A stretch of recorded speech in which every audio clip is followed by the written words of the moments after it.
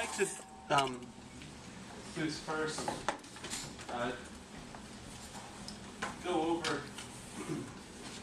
the resources that are available to you on our Evernote for this project.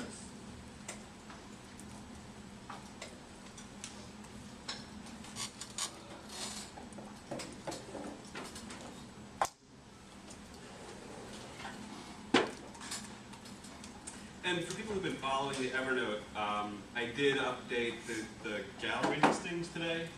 I just got a bunch of new, interesting shows emailed to me.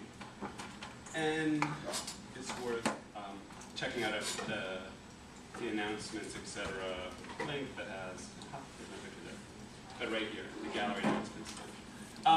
Okay, so what we're going to do today is make cinemagraphs or animated Gifs from images that you shot this week. What I'd like to do is give you just a further intro to the ideas behind animated Gifs, and also just the idea of the blurred line between photographic image and moving image nowadays. So what I'd like to do is show you a short documentary by, I think it's about 6 minutes long. And then also show you the conversation that has fallen out from this documentary, and also some other work that was not included in the documentary that I think is really worth being exposed to.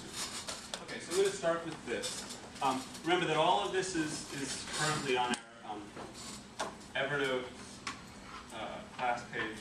And I'm wondering if we should all view it individually, or if the screen will work, if the sound will work. Give me a second for sound. Oh, that's fine. Please ignore the 2-minute ad.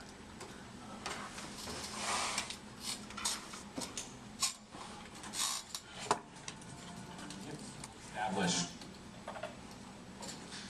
Okay, so what I'm about to screen for you, let me just pause it for a second to let it buffer. Always remember to pre-download movies from now on before screening them. The short documentary I'm about to show you is a very nicely, slickly produced 7-minute movie on animated GIFs, or GIFs. Here's the debate about that too. And what I'd like you to notice is the different types of animations that are being flashed by on the screen. They do go by pretty fast. They're going to mention a bunch of different types or genres of animated GIFs that people have been creating recently.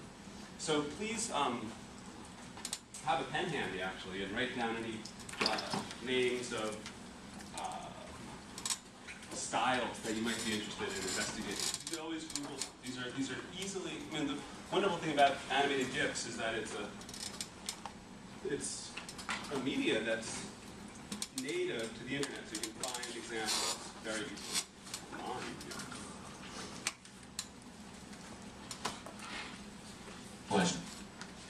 As a free and sort of like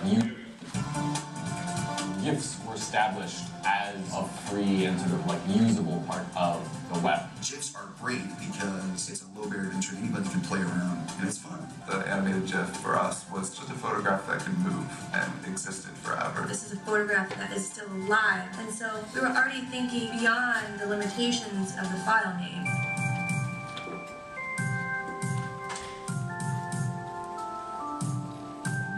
An animated GIF is an image that's been encoded using the graphics interchange format, where it has multiple frames encoded into a single image file, and a web browser or other piece of software will play those images back in animated sequence automatically. The original GIF specification came out in 1987. Early example of GIFs that you see are flames. Like, flames are very popular, and the waving American flag is all over the place. Most notoriously is the under construction GIF. But then by the time you get to like 95, 96, you got to release them. Ha ha ha. So, let's let this buffer for a second. What he was just talking about were these very early drawings, and there's a lot of work that has fallen out from those also. I'm going to show you maybe one or two examples in this class or next class of the sort of lo-fi aesthetic that a lot of GIF animators use because of the very recent history. They're sort of looking back at, like, what do they look to for influence in this new media. YouTube. I'm sorry. I am going to give up for 1 second. I'm going to just skip ahead here and show you something else while I download this.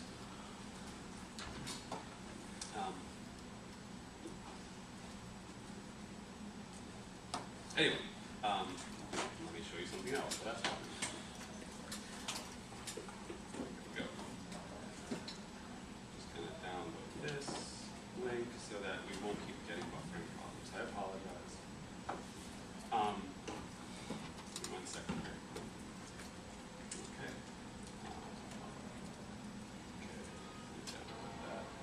So one of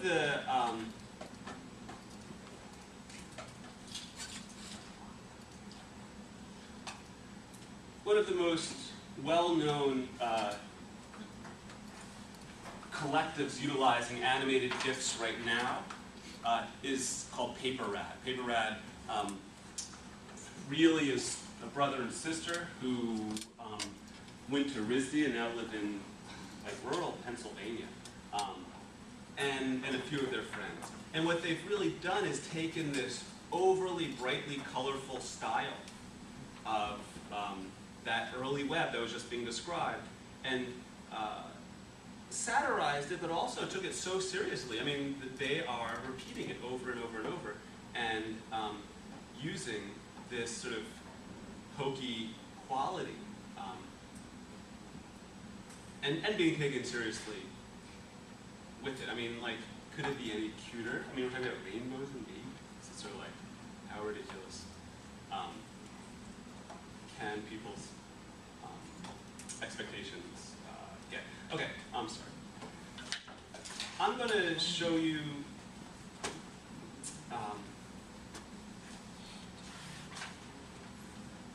you know, it would make a lot more sense if you watch the thing first. But there's some really interesting animation, photographic animation that has been made recently into either projections, which is something we're watching here, or into sculptural installations, which I'm about to show you. But this is the work of Mikael Rovner, who creates these very sort of mystical and sort of pseudo,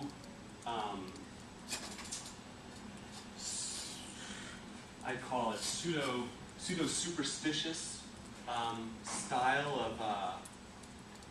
of presentation, where she's really referencing a lot of ancient fields of things, where, like, here she has a rear projection within a rock. This is a big cast stone that she made, and then there's a rear projection with this animation in the middle of it, of seemingly people running into the middle and running out of. Very ritualistic, very,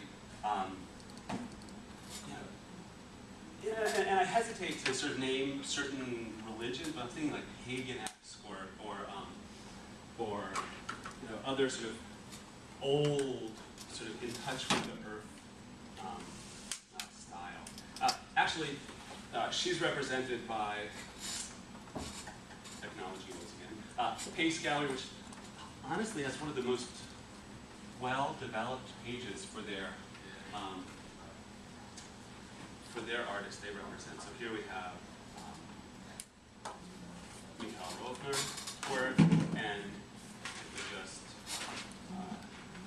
look here, we can once again see another video installation of hers that uses this repeated looped animation that is basically animated GIF. And honestly, the video I'm about to show you, which was made, I don't know, I should know, about 3 months ago, all this work I'm showing you predates it by 5 years, you know, or 7 years from a lot of other companies. So here's Michael Rovner from 2004.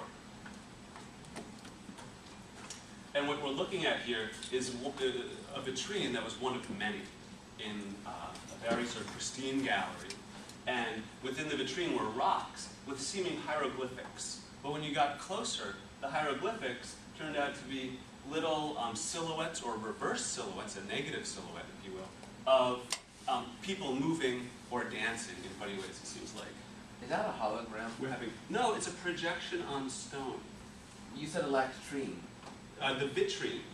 The Oh, vitrine is what this structure is called. That's just sort of a museum term. Sorry, Albert. Oh. So here's another close-up, and it's, you know, but it becomes funny also. You know, it's very serious, but almost whimsical in its, you know, sort of goofy quality. Yeah. Even the time on a lot of kind of fits the idea that because just the 90s graphics with the colors instead of the full push play. Yeah, I'm not sure how intentional that is, but you know, you might be right. I mean, you know, Yeah, I would the imagine. gallery If it wants were to me, I'd control be every intentional about area, everything, so. every little color, absolutely. So, so you're welcome to go to pacegallery.com. The link is, all these links I'm just clicking through our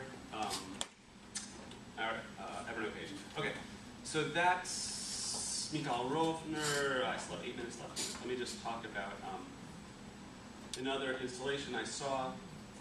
This was, I guess, gone now. This was at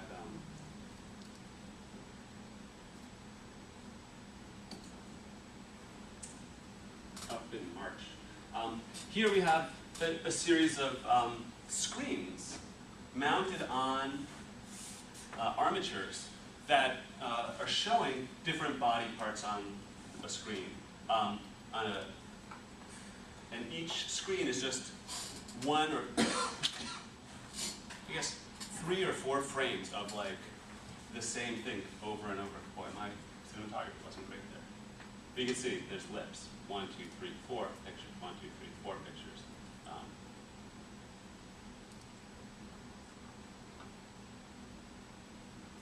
Right.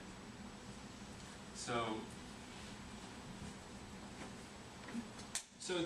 the way that these animated GIFs are presented can vary widely. Whether we're deciding to present on screen, as you may, it looks like I might just play it through here, or whether you want to put it onto its own screen. And one of the things that I brought with me today is an installation that I made in, I guess, 2005. I was interested in this a lot. And all this is one of those cruddy digital photo frames that I took apart, loaded some movies onto, and it functions very much like some of these screens that you're seeing. So I'll just hold this up here. I'll leave it at the front so you can see it more closely. But really, thinking about other places to present besides a print. We've talked about books, we've talked about scrolls. The screen is an obvious one. We have phones in our pockets that are, you know, presentation devices. Or whether there's other sort of more lo-fi or old, I don't know if it's really lo-fi, but sort of anachronistic devices like digital photo prints. I'll just do this on the floor here. Playing back. So that just loops. But you can see that there's many ways to, give me a break, to present images. So let's look at a few more of these. I'm gonna just stop this video if it dies on us and just jump into the technical explanation of how to make these. Okay, so let's just watch this. It's actually a really nice video to sort of get your creative juices flowing. Keep going. Sometimes you have to just pull it back as it goes off. Pull it back and up. time you get to like 95, 96, you get the release of the Netscape browser and these web browsers that can automatically animate them. And all of a sudden you see this new spike in popularity. But following that, there's a sudden division between the Web 1.0 of the 70s and 80s and 90s, and then Web 2.0 of like the 2000s moving forward. So the idea of using GIFs becomes way less fashionable. But around 2007, 2008, popularity is swinging back up. People start to realize that you can use GIFs for tons of different things. Like now that we're in 2011, 2012, there's more GIFs online, but you also have way more places to put them. Things like Reddit and Tumblr, WordPress, even like Twitter to a certain degree. So you're seeing actually this like postmodern GIFs. And the tools for GIF creation are becoming more widespread. GIFs can be anything, but what unites GIFs is that they're short, and they are something that most Tumblr users can create themselves. People are sharing more, and I think Tumblr definitely has a part of that. Humans really like repetition, we feel comfortable with it, and sometimes just the longer you watch something, the funnier it gets, or it'll actually change meanings. You have the glitch art, you have pixel art, TV movies, and you have stuff that you can't even really categorize. I think it's mostly on people driving for them, definitely, because it enhances their online persona. Just being able to make some of those makes you so cool. It's uncharted territory right now. And I think really anything has the possibility, the potential of being an art form. But certainly around animated GIFs, we've seen a transformation. We've seen them go from just people taking TV shows. We've seen people making original stuff with them. Mashups between video games, movie characters, and even Tumblr memes. I think there's other new art forms waiting to be discovered that we just haven't figured out yet.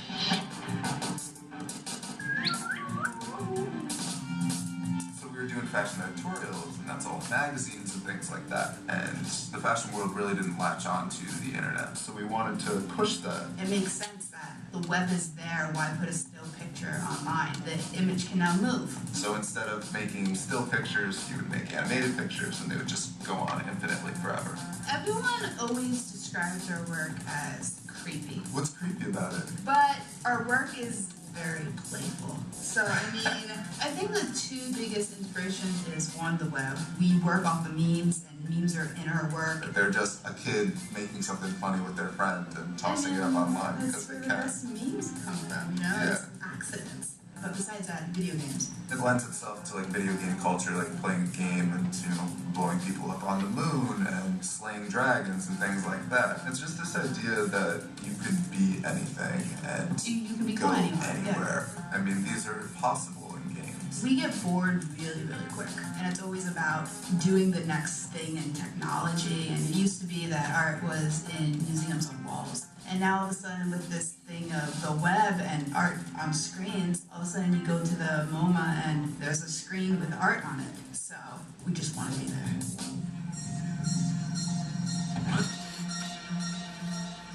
think there's opportunities with this kind of hybrid medium to show people something they've never seen before, to have these moments that can just exist forever. It's like this whole magical warp of time. We could live within a moment within that moment, like to dream of something and then create it in a camera and share it with people and let them dream with you, just for a moment. It allows a moment to live on, and there's something kind of fascinating about that. Whatever that one thing is that is alive is what your eye is going to go to. It sets the emotional impact of what the cinematograph will be. It's a big creative decision for us, like what moment to focus on. We have a cinematograph called Anna Sees Everything. She's watching the show, and it's kind of like a little portrait of her. This is what she does for a living. So like watching the footage of Bill Cunningham, he didn't take a picture of every model that walks by. When he likes something, he likes it, he shoots it. When he doesn't, and he doesn't even think about it. So like we get to learn something, and watching somebody for hours on end while we work on it, we understand them. It's so voyeuristic.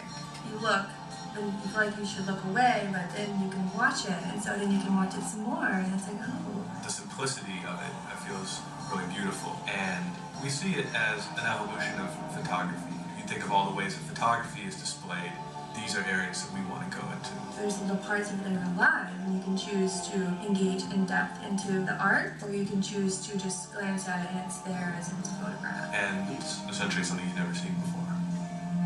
Who are those people for whom like they think in GIFs, or like they almost speak in GIFs? And I think once you get to that point, yeah, sure, it's art. The idea of art has changed.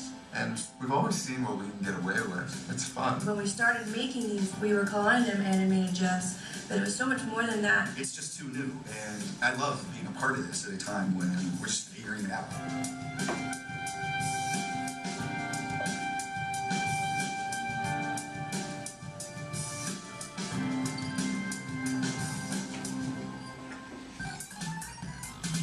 We should say GIF. It's not a GIF, it's a GIF. It's a GIF. GIF is how I learned it first. The founder of the format of GIF, the CompuServe guy, This is ancient internet history here. he said, choosy developers choose GIF, like the peanut butter. We can talk about why you should say GIF because it doesn't sound like peanut butter. Let's find this guy. My understanding is that this guy prefers GIF. So you gotta represent for the creator, I say we gotta go with the inventor of the format. graphics. Everyone says GIF. It's GIF. So, you can call it whatever you want. But the idea here is that we do have this extraordinarily unexplored medium that's unfolding before us. The mode of exchange is completely new.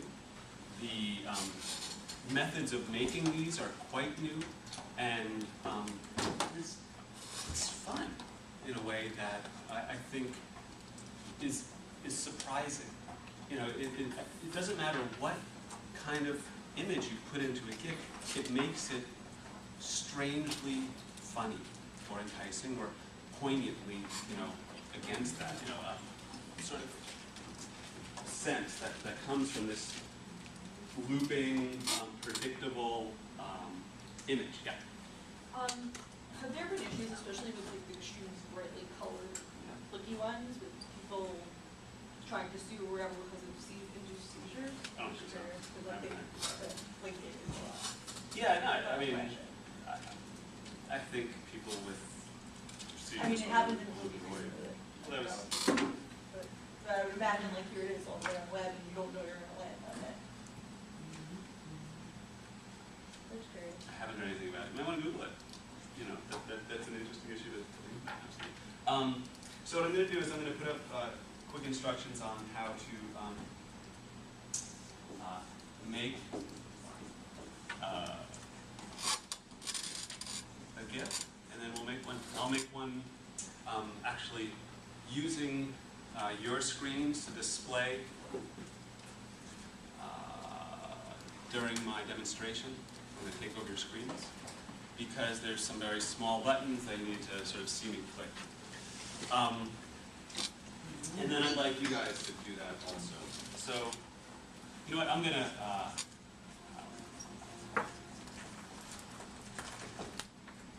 just finish putting this up.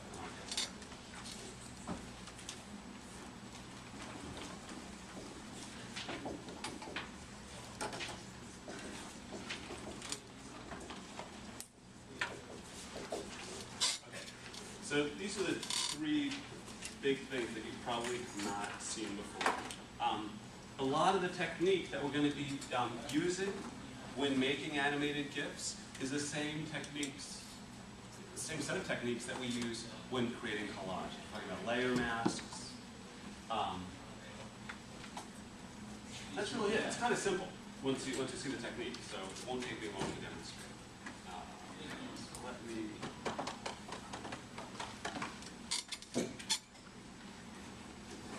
Take you from the beginning here, bringing images in.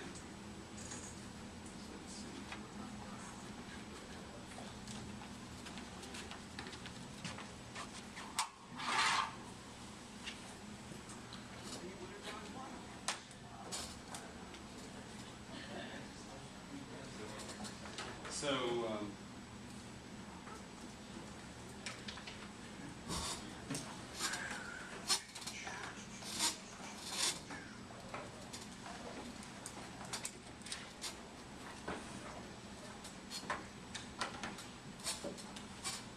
I'm going to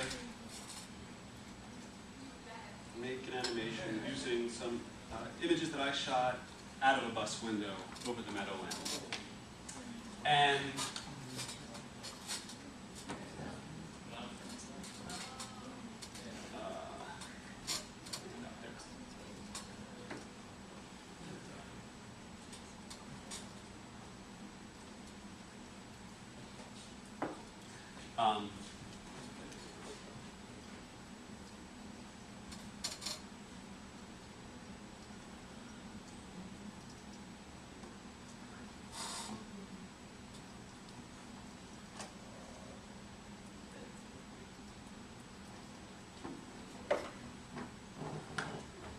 Everybody know that like Mercury's in retrograde, so you shouldn't trust electronics for like the next.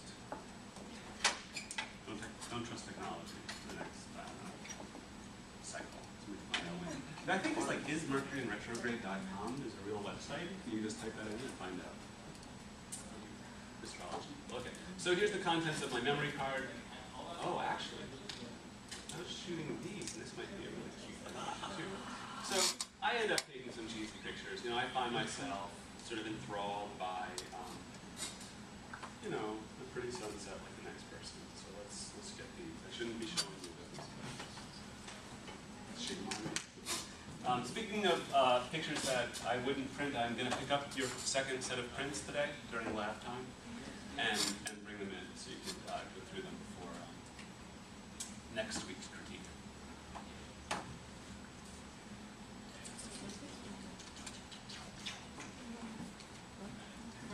So once I've, what am I doing here? You know what? I just did something bad. I didn't look at my import settings here.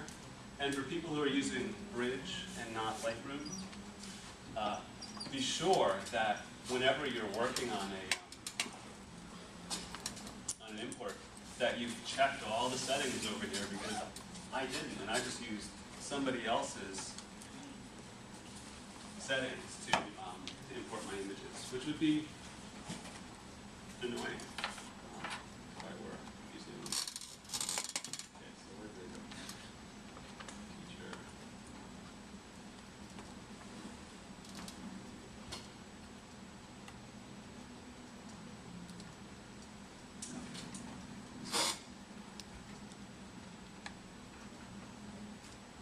So here's what I'm thinking about doing. If you look, and here's one way to just sort of look and analyze your images, look at your images and analyze whether you want to use them for animation. You just bring them up in Bridge, make your preview area larger, bring them up in Lightroom, make your preview area larger, and then just, I've done this in front of some of you on your computer. You just toggle back and forth between the two images that you think, I'm sorry, this is really distracting over here with this big thumbnail thing going back and forth. Haha, now you can't see that. 1 second. So I'm thinking about just animating these two images, just as a demonstration. And you can see there's a slight cloud shift. Yeah, my camera's moving a little bit too. I'm going to align my layers so that the camera shift does not actually affect the animation. Okay. Okay, so I have the two pictures that I'm choosing. You can choose as many as you like. I'd say 5 is actually a really good number. 5, people don't start to notice loop things very quickly when you get to 5, 6, 7 frames. All of a sudden, our brain loses track of frames. Okay, so you choose your frames, and then you go to, and actually I should take over your screens as soon as I finish this. You go to Tools, Photoshop, Load Files into Photoshop Layers. Familiar? It should be, right? Okay. Load Files into Photoshop Layers. When did we use this before? Anybody remember? For the panoramic. We might have used it for panoramic. We used it for the manual HDR. Okay. So load files into Photoshop layers. I'm going to take over your screens right now, so don't, people who are looking at your screens, don't get upset when I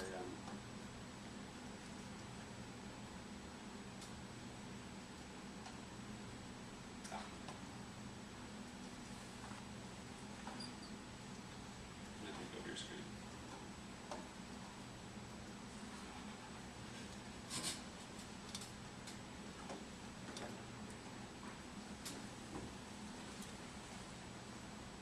Okay, so here we are. Okay, so here we are in Photoshop.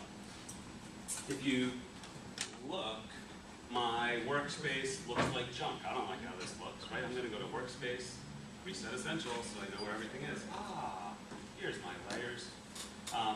So what do I have? I have an image that has 2 layers, right? Here's my layers. And what I want to do is turn these layers into what are called frames of an animation. When you're talking about animation or movies, or when you're talking about pictures as a sequence, you're talking about frames. You're talking about frames of film. Here we're talking about frames of an animation. What we're going to do is, so here we did, step 1. Now we're going to open the animation palette and make frames from our layers. How do we open a palette in Photoshop? All of our palettes are hidden under the Windows panel, right? And if you look up at the top of that Windows panel, what's under letter A there, under Adjustments and above Brush, is Animation.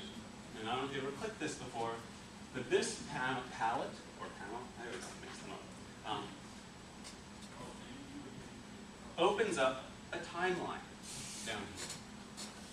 And actually, what you really want to use is not this interface, but there's a second interface that appears when you click this button in the lower right. I'm going to click it on your screen in a second. So, open animation palette, switch, frame view. And that's the button that looks like this. So I'm going to click this button right here. Notice it says convert to frame animation. Okay. So now we have, it says animation, frames. We only have 1 frame. That's not much of an animation. I'm going to click on our animation panel palette menu button right here in the upper right-hand corner, which will open this menu. I'm going to click right here, which opens this menu. This is the menu that we interact with our animation palette through. We do a lot of work through this menu. I think in Photoshop 6 it'll look different. This is Photoshop 5. I don't do 6 yet. One of the options here is make frames from layers. Right?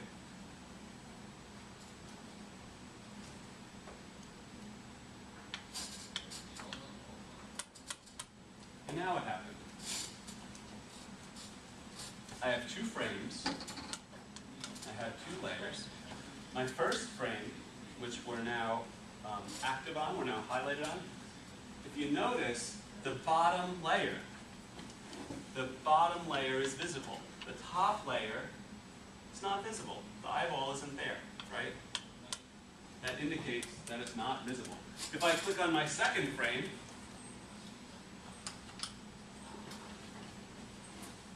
here I just clicked on my second frame. Everybody saw that on their screen? The top layer is visible. All we're doing in animation in Photoshop, well, if we caveat, is turning on and off the visibility of layers. And we give it a pace. We're going to time when these layers get turned visible and invisible. And the way we do that is right here in the bottom of each frame. Right now I have a 10-second delay on the first frame and a 0-second delay on my second frame. And if I were to play my animation right now, and I could do that for you, here's the play button, you'll see the first frame for 10 seconds, and then all of a sudden it'll snap just for a quick moment there. I think you got to stare at your screen or stare at my screen. Let's see when it happens. So we count down from 10. Or switch. Gonna switch? Anyway, I don't like that delay. That's a little too tricky for me. I'm going to select both of my frames and make the delay 1/5 of a second, or 2/10. So here, I'm going to play the animation. I played it once. You know what? I'd like to loop this and have it go over and over and over. Right down here, I decide how many times my animation will play. I'm going to play this forever. So there's the animation.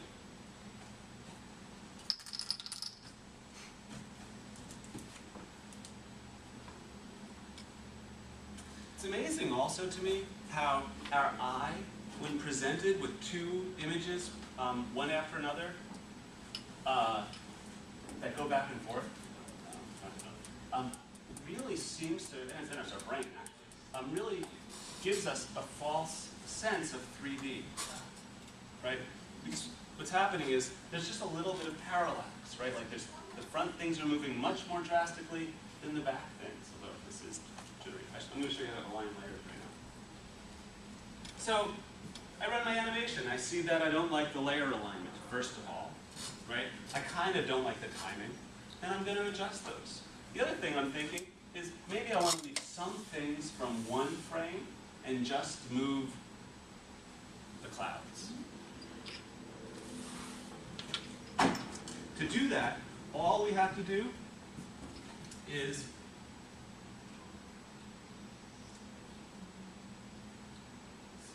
I'm going to come to frame 2 here, and I'm going to personally turn on the visibility of the bottom layer. I'm going to give myself a layer mask on my top layer, making this whole section of my top layer invisible, looking through it onto my bottom layer. Before I do that, I do want to align them. So let's do the alignment first, then I'll add the layer mask. How do we align layers? Does everybody remember? What I like to do is lower opacity to somewhere between 80 and 70%. And you'll see through and get a ghosted image that you can sort of click into place. And you'll, if you zoom in, be able to align the ghost. Right? So now I've aligned the 2 frames. That's all I did. Bring down opacity on your top layer, align your frames.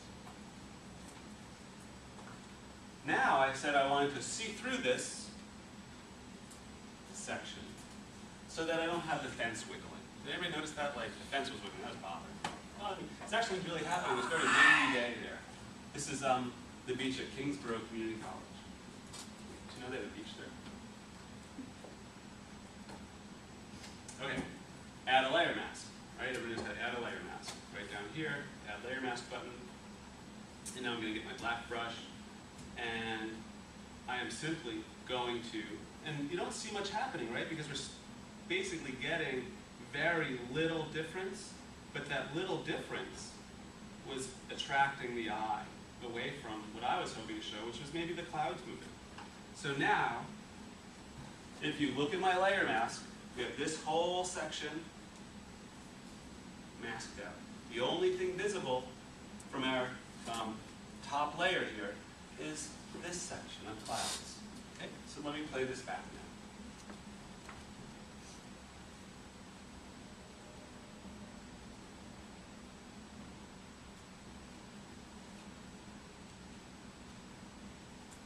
I don't know if I like that either, honestly. But this is how you do things.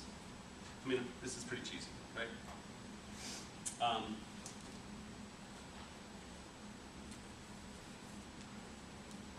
Kind of thing, it reminds me of those like luggage stores. They sell like handbags, luggage, like cheap slippers and decorative items. I don't know, like on Steinway Street and stuff like that. And they used to have these like fake aquariums that would go around, like fish painted on the acrylic, or like, you know, planes flying across the cityscape, whatever. So that's another thing, you know, these sort of cheap things, you know, these bright, vivid colors too that I'm using bring to mind. So remember, you can alter your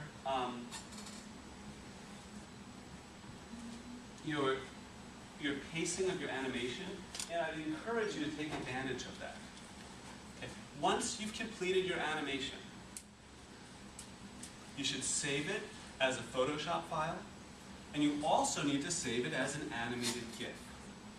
I'll show you how to do both right now, and then you guys will have, what time is it? 2:25.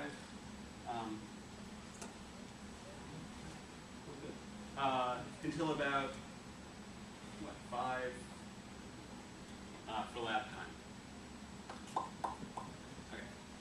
So once you're happy with your animation, and I'm skipping ahead, and we're imagining I'm happy with this one. The first thing you want to do, and honestly, you want to do this constantly and always. I waited too long to save. And in the interim period of all my hard work right there, we could have had a power outage. The computer could have frozen. Anything could have happened. You always want to constantly save your work. Animated.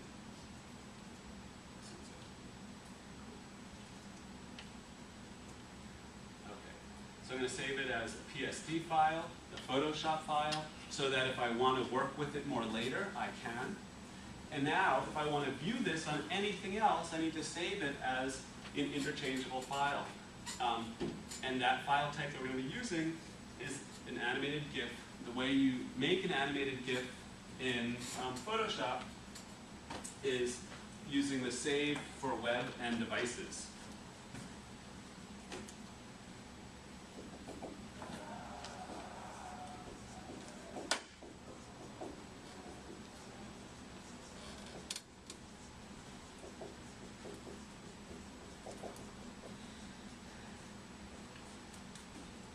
Save for web and devices, which we may or may not have used. Did we use this before? We always got this little dialog box. Always ignore that, because our computers can deal with just about anything. Yeah, we're making a big animated GIF. Look how big my image size is.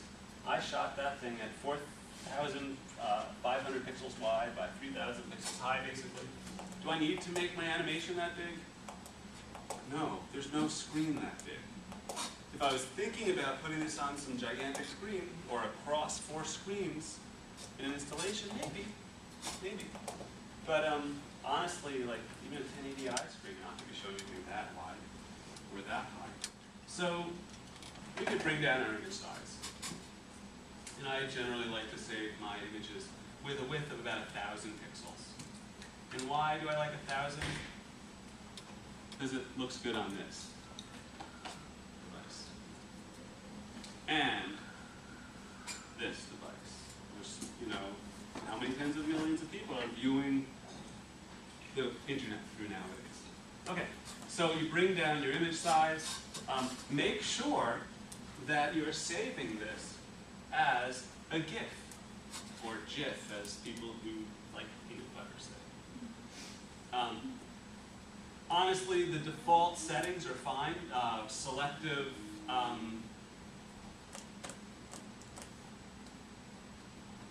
diffusion. I mean, all these different algorithms that are running here. This is about how to find colors that are closest to the color that's in your photo. Selective is totally fine. Diffusion is fine. No dither is fine too. Honestly, I often don't dither. No, I want a diffusion dither. On this one. Dithering is interspersing pixels of different colors. I'm going to turn off transparency. Transparency is you can set white or any other color in your GIF animation to be transparent, meaning it'll show the color of the web page background through. If you're presenting on the web page. And the other thing you do here is set up your looping options. Let's say I only want this to loop 7 times. I'm going to say play 7 times. Okay, I'm going to set my loop count down here. I can play it back if I want to. I'm fine with that. I'm now going to hit save. Right? Sort of set everything up on that right side over there. And I'm going to save this to my desktop right here. It might take a little while to process. And then when it's done, what you should try to do is preview your animation through a web browser.